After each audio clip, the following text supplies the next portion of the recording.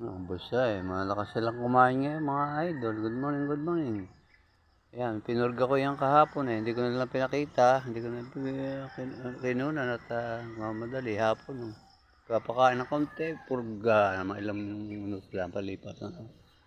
Purgado lahat yan. Pinurga. Mamaya paligo ako magandang kwan. Ang araw, sikat. Ayan. Paliguan. Yan. Kapupurga lang yan eh. Yan, mga yan. Ayan ating kakatit, maiksi naman na reels eh, no? Ayan. Ayun. Purga, purgahin ko mamaya. Ayan.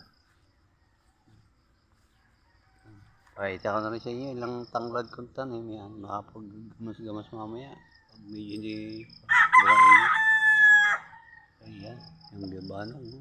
Ayan, mga ibang tanim. Maraming halaman din eh. Hindi ko nga natatabasan ng iba eh. Kaya nga eh, ang aking malunggay ko na eh. Oh, tumaas natin yun.